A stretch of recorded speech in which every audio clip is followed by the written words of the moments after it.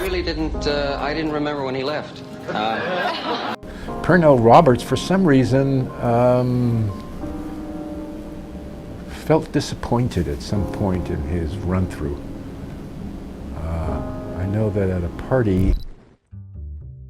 Those people, I truly cannot understand why they are still walking this earth. That uneven line in red ink was found in the last surviving journal of Pernell Roberts. In those time-worn pages, he did not hesitate to expose 9 figures once praised as flawless screen icons, as creations molded by money, power, and carefully crafted deceit. And ironically, those names were anything but unfamiliar.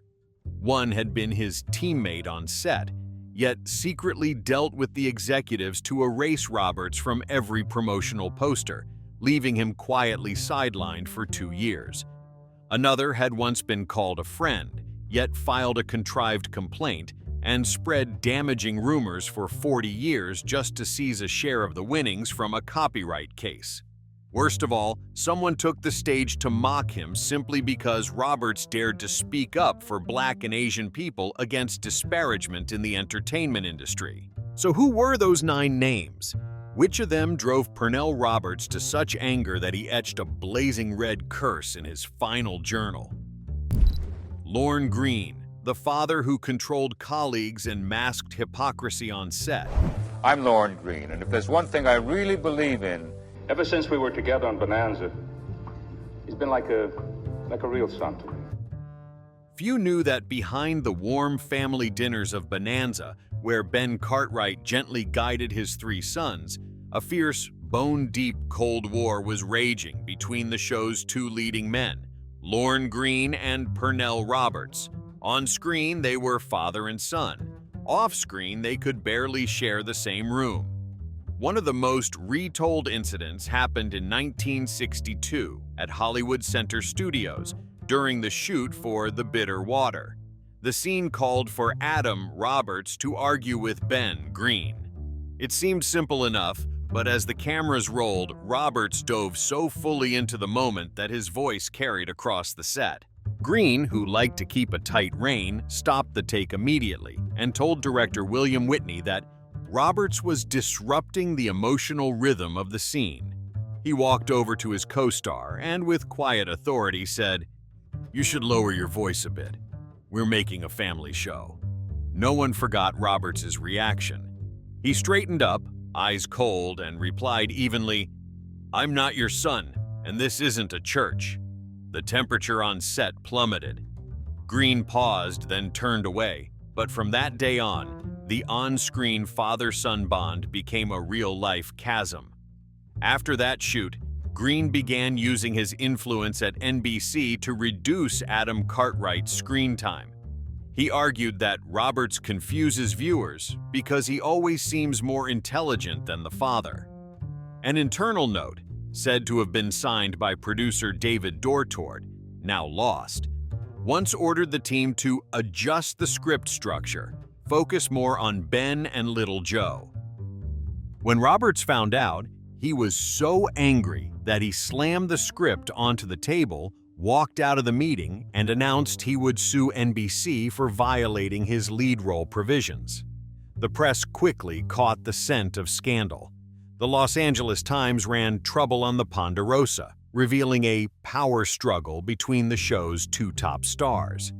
Greene declined to comment, but TV Mirror quoted a crew member saying, "Lorne treats Pernell like a real son, except he wants to control the young man's whole life." Tension bled into the 4th season.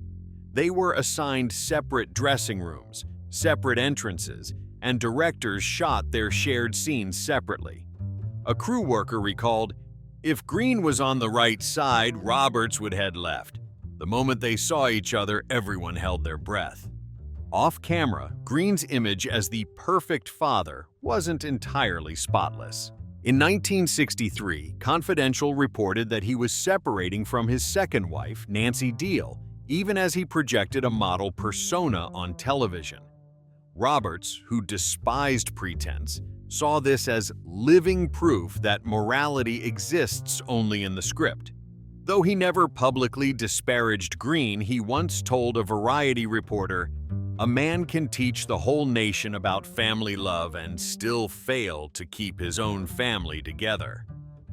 When Roberts left Bonanza in 1965, Green didn't say goodbye. NBC even cut Roberts' official farewell from that season's rebroadcast.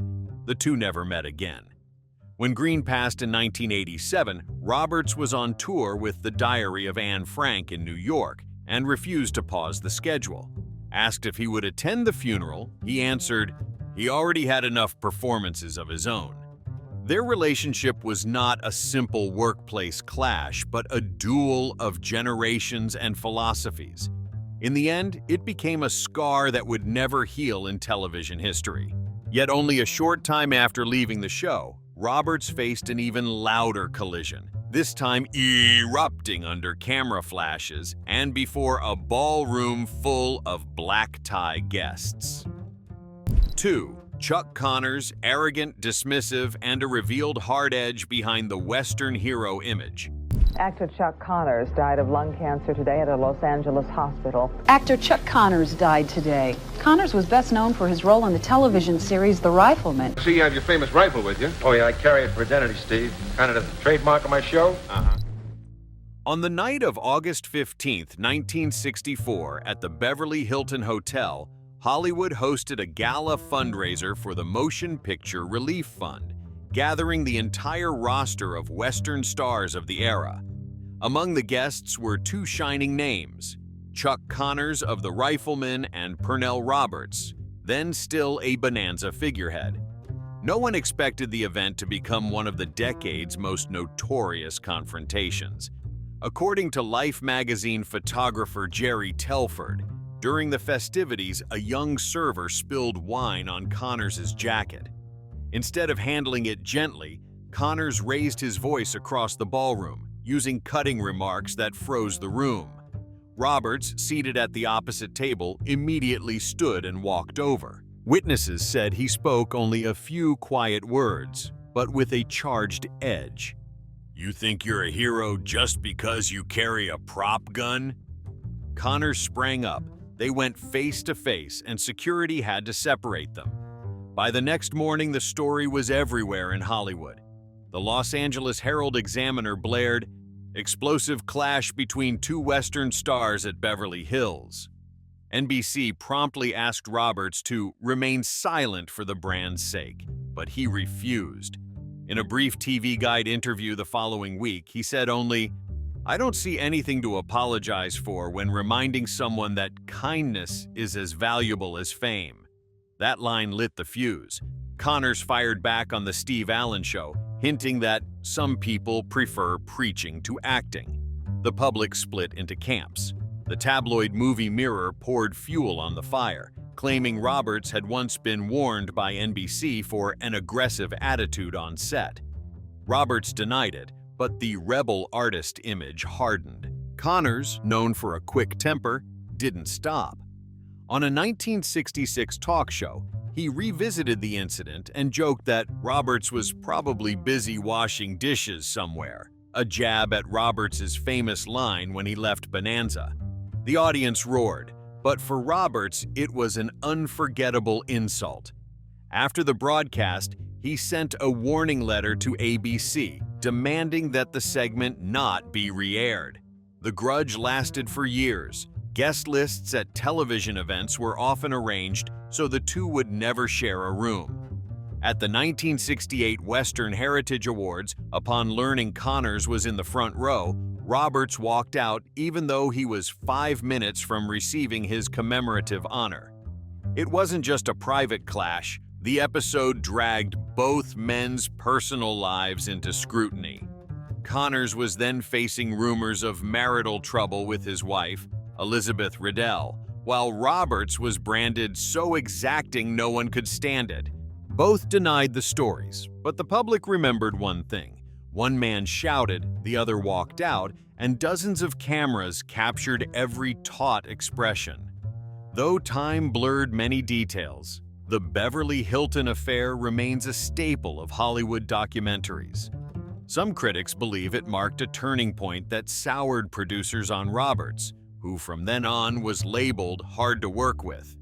Proud as he was, he never regretted it. In a 1973 New York Times interview, he said slowly, "I know one thing. People may forget my name, but they'll remember I never stayed quiet when something was wrong." After that noisy dust-up with Chuck Connors, one might think Pernell Roberts had had enough of real-life Western heroes. Not so. Right on the Bonanza set, there was someone who angered him far more. Michael Landon, backstage manipulation and taking credit for others' work. Across Bonanza's decade on air, few behind-the-scenes feuds burned longer or hotter than that between Pernell Roberts and Michael Landon. On screen, they were affectionate brothers. Backstage on Stage 16 at Hollywood Center Studios, they were polar opposites. One an icy, proud, academically minded artist. The other a young star NBC treated as its golden asset, always camera-savvy and crowd-pleasing. At first, Roberts found Landon merely over-eager. But by season 3, Landon was edging into editing decisions and lobbying to direct select episodes. Crew members recalled that from 1962, Landon stayed after hours to watch rough cuts and sometimes asked to trim scenes where Adam Cartwright, Roberts, shone too brightly. Screenwriters like Anthony Lawrence and Paul King later told reporters that Michael often sent dialogue change proposals straight to NBC without consulting the principal cast. While to Roberts, who treated acting as an art form, that was an affront. The simmering friction boiled over when the episode The Quality of Mercy, aired November 1963, was almost completely reworked, erasing the humanistic message Roberts had discussed with director William F. Claxton. After the screening, he left the celebration midway and stayed off set for 3 days. NBC dispatched a representative to negotiate, fearing a contract breach. The media smelled a crack. A TV Guide cover story in February 1964, The Soul of Bonanza, Is It Little Joe?, lit the fuse. It painted Landon as the heart of the show, hinting that some older team members refused to embrace the new generation. Asked by The Hollywood Reporter about that assessment, Roberts replied, "Some believe they're the soul, but they're just a gust of wind passing through the set." Soon after, Landon pushed NBC to minimize Roberts' presence in TV promotions. Roberts' image vanished from the Season 6 posters and trailers. Rumor had it Landon proposed repositioning the show for a younger audience. Seeing the new posters lining Sunset Boulevard, Roberts slammed his contract onto the table and called attorney Herbert Fenton to prepare a case against NBC for damaging his public standing. The lawsuit was never filed, but the act alone turned the set to ice. From then on, they avoided each other. Landon often arrived early and left late to sidestep his senior. On The Tonight Show starring Johnny Carson, Landon hinted that some people think they're doing Shakespeare while we just want to tell fun Western stories. That line made Roberts seethe. When Roberts quit Bonanza in 1965, he offered no goodbyes, only a short note to production. "Thank you for showing me the true value of honesty in a world made of stages." He never mentioned Landon again. Years later, as Landon became a national moral emblem through Little House on the Prairie and Highway to Heaven, magazines kept dredging up the past. In a 1979 Los Angeles Herald-Examiner interview, Roberts was asked about Landon's success. He smirked. "He's very good, you know. No one else can pray and count royalties at the same time." Behind that smile was a wound that never healed, and a smoldering feud that made Hollywood tread carefully. Because the next person Roberts clashed with didn't just anger him, he drew Roberts into the biggest battle of his life, the battle with the very man who had raised him to stardom. Or David Dortort, twisting Bonanza's spirit to serve commerce. We're still at Paramount before I moved to Warner Bros. We're shooting night for night on the street. So it has to be dark, And it was late. And Rose had called and said, when will I be home? I said, well, I'll probably be home around 8 o'clock. Veteran producer and writer at NBC, discovered Roberts in 1958 after seeing his Macbeth at the New York Shakespeare Festival. He invited Roberts to Bonanza with the promise that this will be the most soulful Western series in America. Within 3 seasons, that promise evaporated. When Bonanza exploded in 1961, NBC asked for lighter, easier scripts to retain family audiences. Dortor agreed. Roberts did not. He argued the show was turning the West's pain into picture postcards. In a meeting at NBC Studios, Burbank, Roberts loudly objected to the script for The Honor of Cochise for portraying indigenous people as betrayers and demanded rewrites. Dortor refused, insisting it was just television fiction. The meeting ended with Roberts slamming his hand on the table and walking out, leaving the team in stunned silence. They stopped speaking. Roberts requested the right to adjust lines to fit Adam Cartwright, a rarity then. Dortor countered by adding a new clause: no actor may alter dialogue without the writer's consent. Roberts filed a complaint with the Screen Actors Guild, SAG, in 1962, arguing NBC was choking creative rights. The dispute dragged on nearly a year and became hot copy in Variety and the Los Angeles Times. Dortor then turned to the media. On the Mike Douglas Show in 1963, he said, "Some actors think they're philosophers rather than entertainers." Everyone knew he meant Roberts. With NBC having invested more than $2 million in Bonanza, a massive sum then, the network backed Dortor.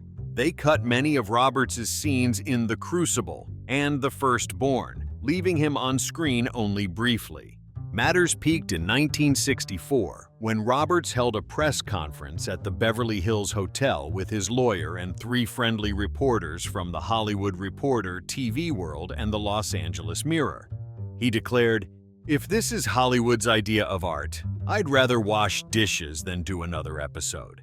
The line swept the nation within 24 hours. NBC rushed out a statement saying Mr. Roberts is simply exhausted, requesting the remark not be replayed.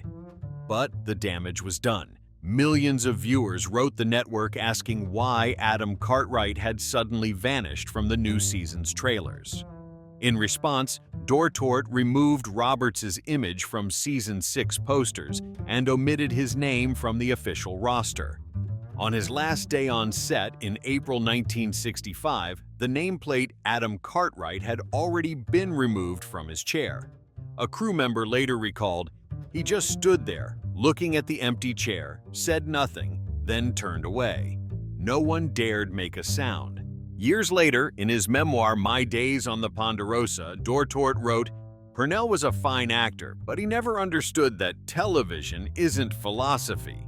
Roberts never replied, but those close to him said he kept a photo of Dortor in his desk drawer with a scrawled note on the back: "Not forgiven." The war with David Dortor ended in estrangement, but it taught Pernell Roberts something more unsettling. His opponents were not only people within the system, they also included colleagues willing to turn art into a tool for messaging. And the next person he confronted didn't merely anger him. That star of the Virginian would draw him into the fiercest fight of all. 5. James Drury, hardline conservatism turning television into a political tool. In March 1970, American TV witnessed one of its fiercest live-on-air clashes as 2 Western icons, Pernell Roberts and James Drury, turned a professional panel into a political battleground. The event, held at NBC Studios in Burbank, entitled The Future of TV Westerns, was meant to discuss the genre's decline. But within 10 minutes, the atmosphere veered into a storm. When host Hugh Downs asked about Western's responsibility in depicting violence, Roberts said bluntly, "We're polishing the past. Behind every shootout lie stories of race, greed, and power that Hollywood won't touch." The studio fell silent. James Drury, seated beside him, smiled coolly and replied, "Some people forget viewers turn on the TV to be entertained, not to be lectured. You're turning art into politics." The real blow landed at minute 25. Angry, Roberts criticized The Virginian, the series that made Drury famous, saying it turned land grabbers into heroes and cast native peoples as culprits. Drury flushed and cut him off on air. "He's speaking the language of traitors." The audience froze. The host tried to change the subject, but both men's tempers had slipped their leashes. NBC was forced to cut to an emergency commercial. When the broadcast resumed, Roberts was no longer on camera. A backstage staffer later told TV Guide that he walked off the set and slammed the metal door so hard the flats shook. The press dubbed it the face-off that left Hollywood breathless. The next day, the Los Angeles Times ran columnist Robert Hilburn's essay, "When the West Loses Its Silence," implying the clash had struck a deep cultural fault line in American entertainment. Roberts drew heavy criticism from conservative groups, while Drury was labeled by intellectual circles as a brick wall against progress. NBC attempted a private mediation. It failed. The two wouldn't look at each other, wouldn't shake hands. Drury even left the room midway. From then on, Roberts vowed never to share a stage with James Drury, whether for charity or interviews. In a 1971 conversation with the San Francisco Chronicle, he said, "He doesn't just represent an old acting style, he stands for a world afraid of truth." Drury, then weathering a marital crisis with longtime wife Crystal Orton, hit back through the press. In People Weekly, he implied Roberts was a man undone by his own pride. The fallout did more than make them public enemies. It exposed the fragile line between art and politics in Vietnam-era Hollywood. On one side stood an artist pushing for fairer voices, on the other, a star loyal to traditional imagery. After that night, few remembered the panel's agenda, only Roberts' blazing stare and Drury's smug smile, two extremes that could never meet. The media wave subsided, but those barbed words followed Roberts for years. Soon after, he plunged into a new confrontation, not against one man, but against an entrenched system of bias in Hollywood, beginning with how Asians were portrayed in a series he himself had once helped bring to life. Victor Sen-Yung, the victim of racial injustice and the spark behind Roberts' rebellion against Hollywood. This story begins with an act that stunned the entire Bonanza crew. Pernell Roberts walked off the set in the middle of filming, threw the script to the floor, and left without saying a word. It happened in September 1964 at Stage 16 of Hollywood Center Studios. The reason? A scene where Hop Sing, the Chinese cook played by Victor Sen-Yung, was written as a joke. In the script, Hop Sing stuttered, mispronounced English words, and was mocked for it. Roberts was furious. After reading the script, he turned to screenwriter Anthony Lawrence and asked why the Asian character was written that way. Lawrence simply replied, "That's what the audience likes." That answer made Roberts stand up, look straight at David Dortort, the show's executive producer, and walk out. He didn't return that day. The news spread like wildfire. The next morning, Variety ran the headline, "Bonanza star takes a stand against Hollywood racism." NBC held an emergency meeting to control the situation, urging Roberts to remain silent to protect the show's image. He refused. In an interview with the Los Angeles Herald-Examiner, he said calmly, "A single lie can make an entire people look small. I don't want to be part of that." That defiance made him a thorn in NBC's side. His name was removed from the next season's promotions, and other producers began avoiding him, afraid of being caught in a political controversy. Meanwhile, Victor Sen-Yung, the man Roberts was defending, was caught in an impossible situation. He was grateful, yet afraid of losing his role. In an interview with the San Francisco Examiner, Victor said quietly, "I know he was right, but Hollywood doesn't forgive anyone who makes it look bad. The consequences came quickly. Within a month, Roberts was rumored to be a troublemaker and nearly lost his secondary contract with NBC. At the same time, tabloids dug into his private life, his broken marriage with his wife Vera Mowry, his solitary life in Malibu, and his public anti-war stance. Movie Mirror called him the rebel star of the West, while TV World ran a feature titled Pernell Roberts, the Man Who Wouldn't Bow. What shocked everyone even more was that Victor Sen-Young didn't publicly defend him at the time. Some crew members believed Victor was afraid of having his contract terminated.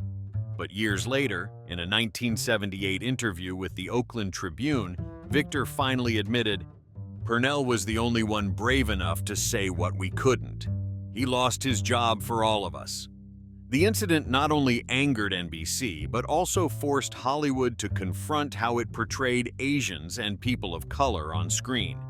Years later, when Trapper John, MD, premiered and Roberts made a successful comeback, critics wrote that it was the reward for a man who once paid the price for telling the truth.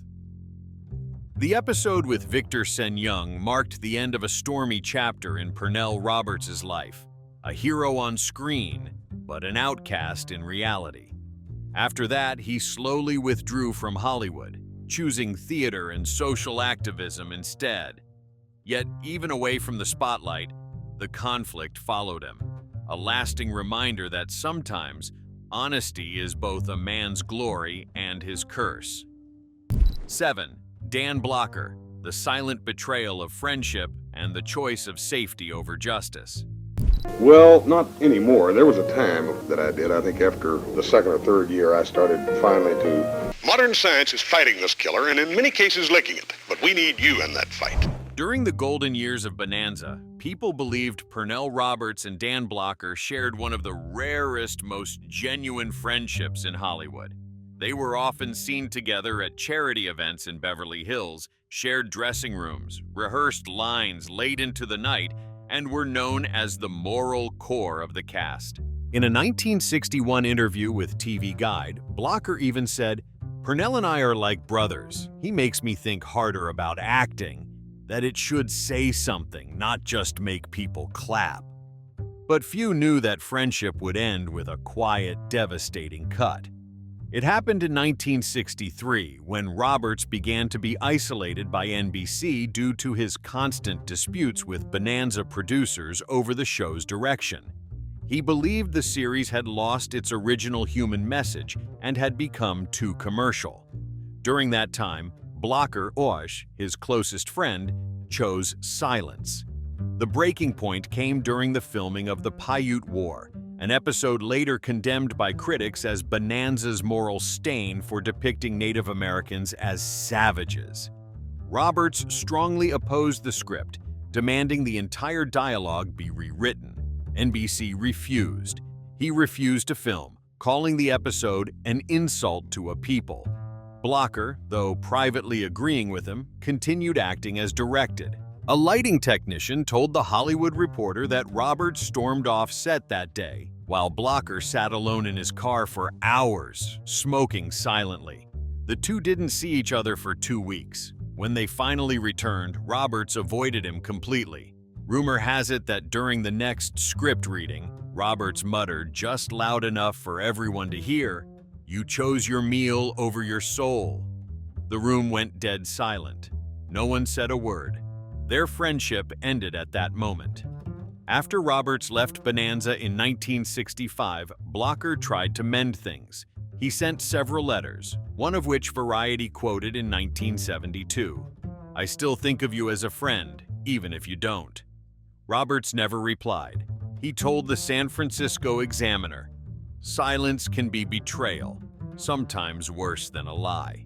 When Dan Blocker died suddenly in May 1972 from complications after surgery, the entire Bonanza cast was devastated.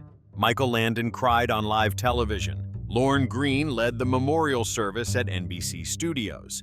But Roberts, once his closest friend, was absent. The media attacked him relentlessly.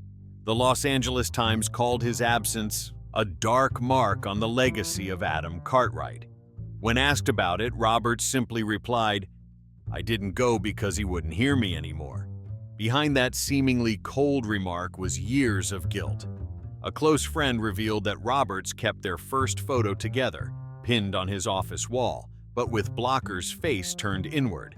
He once said, "I was never angry at him. I just wish he had been strong enough to say the right thing." Dan Blocker's death closed the final chapter of a friendship once admired across Hollywood. After that, Roberts never grew close to anyone in the industry again. He became wary of everyone who came after, seeing them as shadows that couldn't be trusted. And that guarded heart would make the next chapter of his career even more painful, when he was made the first actor in Hollywood history to be publicly replaced under the spotlight of the media. 8. Guy Williams, the humiliating replacement and the wound to honor that never healed. Right after Pernell Roberts left Bonanza in April 1965, NBC took less than 10 days to find his replacement. The man they chose was Guy Williams, the actor who had once become a household name as Disney's Zorro.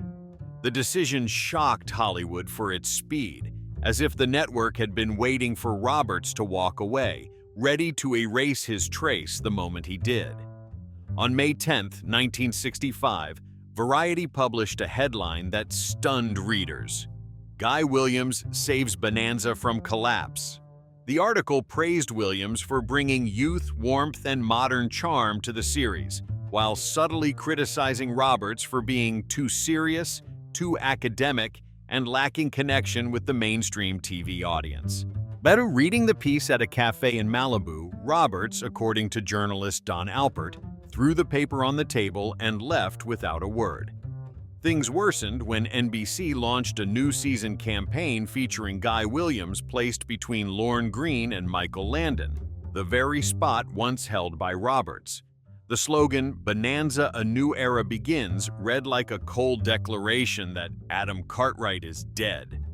Roberts' fans were outraged, sending thousands of protest letters to NBC, forcing the network to issue a statement of reassurance, yet they never removed Williams' image. It wasn't just professional pain. For Roberts, it was public humiliation. In a brief interview with The Hollywood Reporter, he said, "He's not replacing me.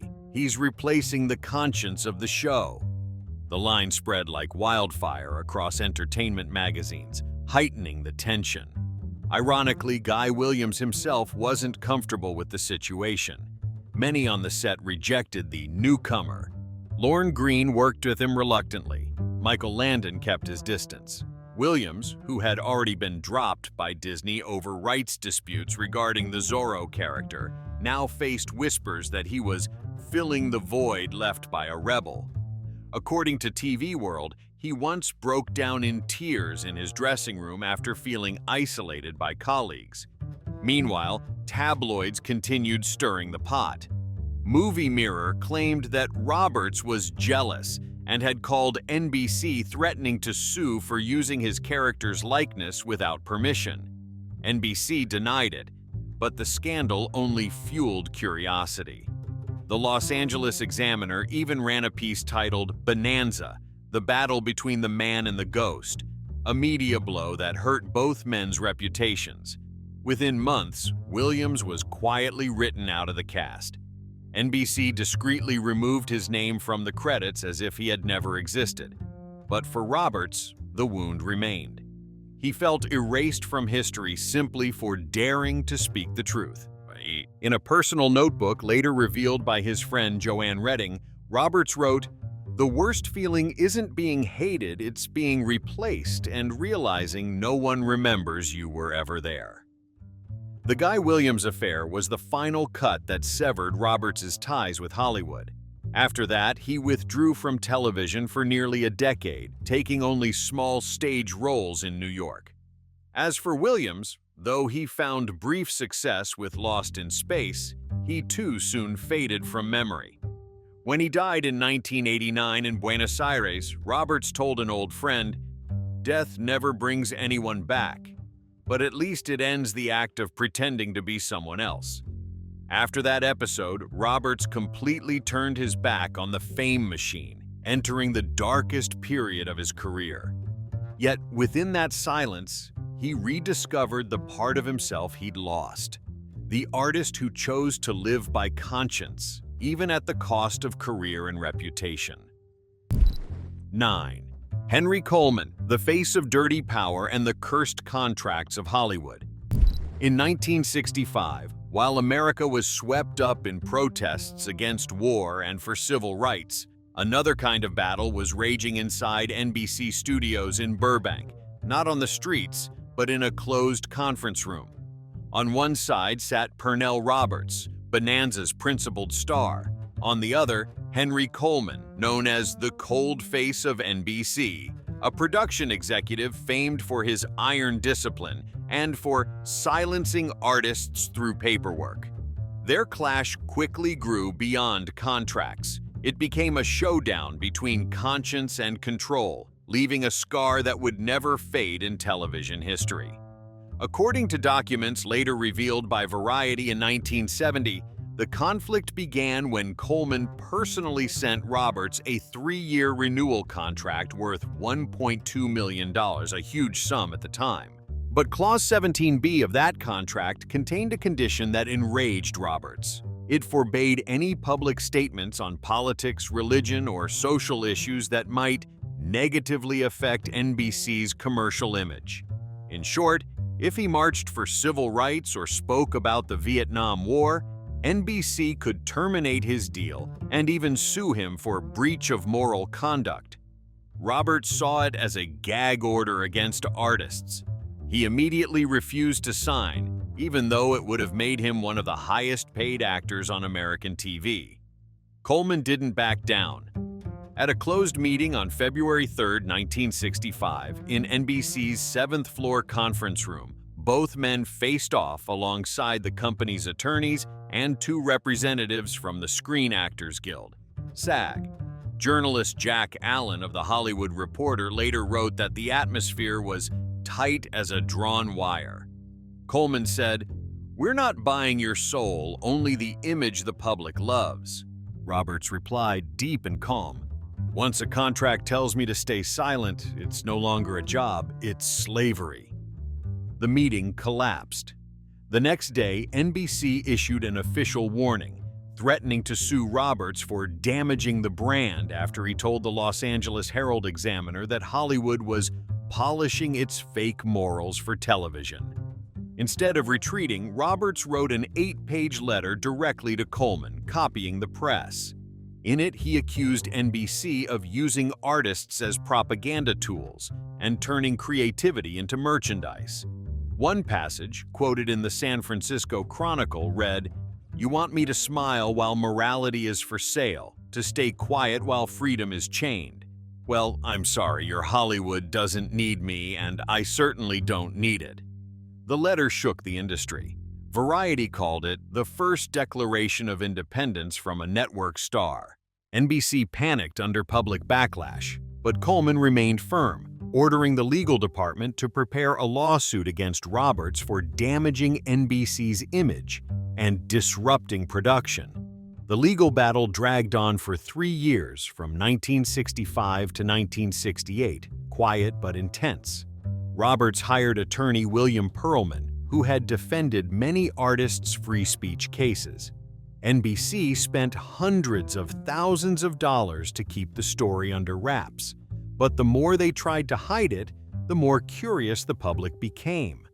Time magazine ran the headline "NBC versus the Rebel Actor," while the New York Times called it a duel between one man and the television machine. Meanwhile, Coleman himself got caught in scandal. The Los Angeles Examiner revealed he was under internal investigation for overspending on promotional campaigns, sparking rumors he was using the Roberts case to divert attention.